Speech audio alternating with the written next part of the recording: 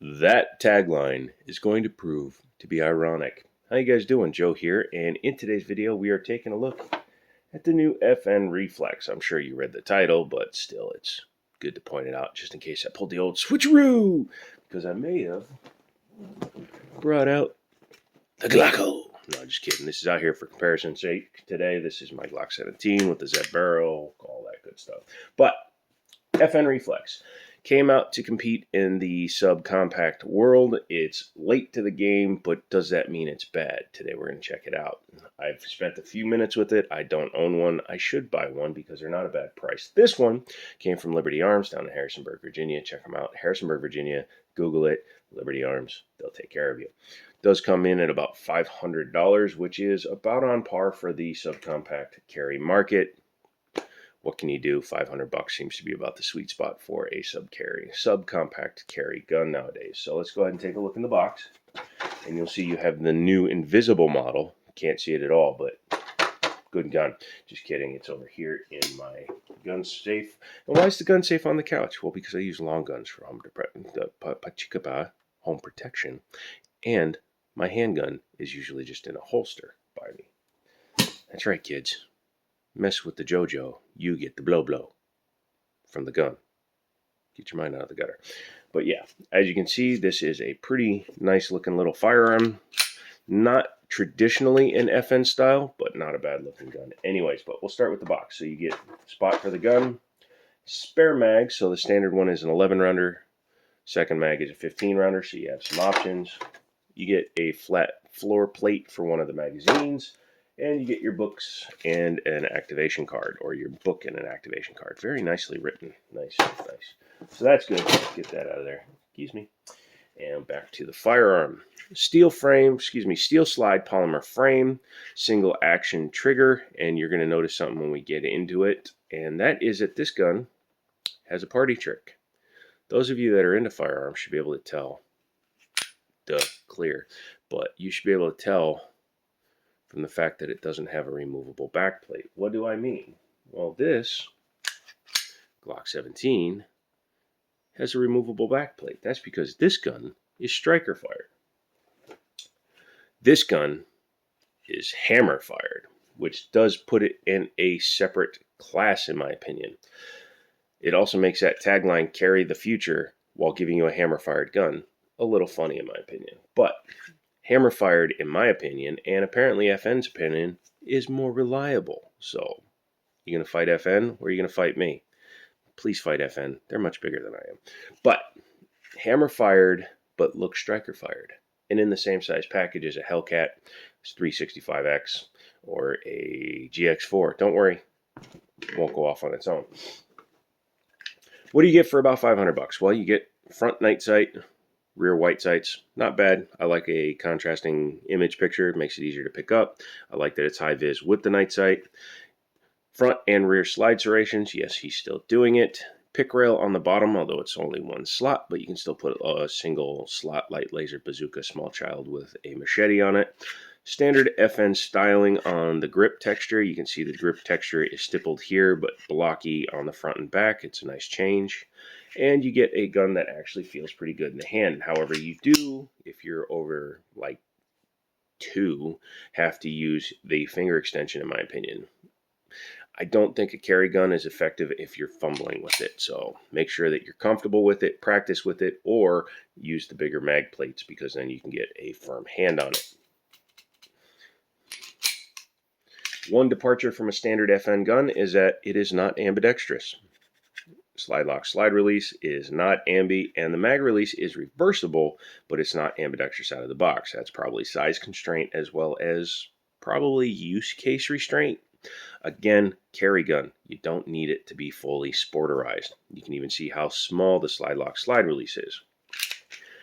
But it does work as a slide lock, slide release. Takedown is right there, and it's flushed. That's, again, because of the carry nature of the gun, and it does have a trigger safety. It just doesn't look like it. As you can see, articulating trigger. But it's a better articulating trigger than the Smith articulating trigger because it's all the way at the top, and it's just for your pullback, and it almost gives you the appearance of a flat-faced trigger when you're using it. In practice, it may be pretty good. In dry fire, it's fine.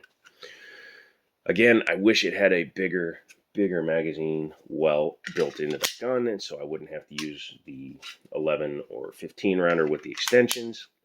With the 15, it's perfect. This is why the Macro has become one of the best-selling small handguns in the world, because you can actually get your day hands on it. So there you go. Who would want this gun? Well, clearly somebody that's an old FUD like me, who likes his hammer-fired stuff, but also somebody that's an FNophile and somebody that just wants a supposedly good carry gun.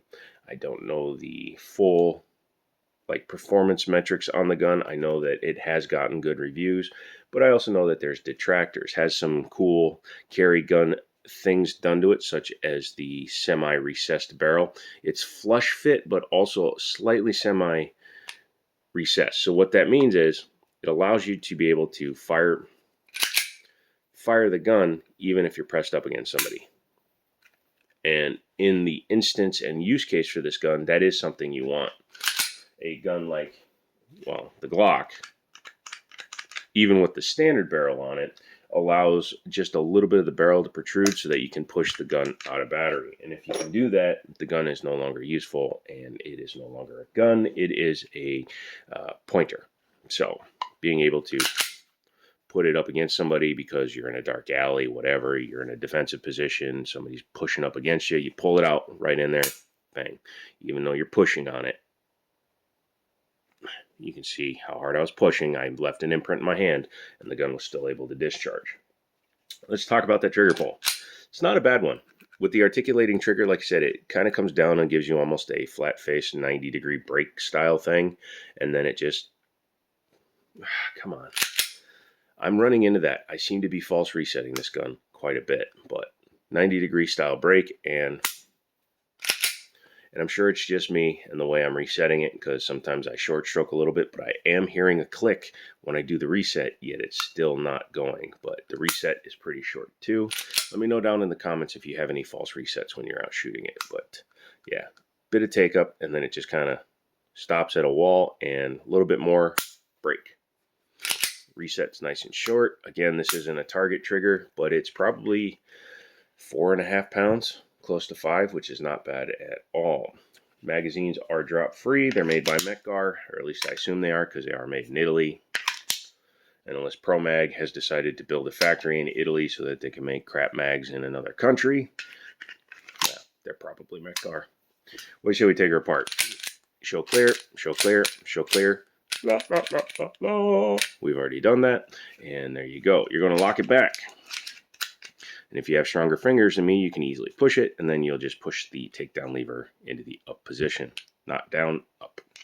Then go ahead and do this, and what kind of threw me the first time I was looking at the gun is I was able to pull it apart without pulling the trigger, because I didn't notice that it was hammer fired. Yes, that's right, even I didn't, and I'm the one showing it to you. But yes, as you can see, it's got a very, very simple trigger pack, or hammer pack back here. So trigger bar comes back, lifts up the firing pin block, as well as pushes back here, which releases the sear, which then lets the hammer go thunk and hit the inside of that. So technically, this gun could be shorter.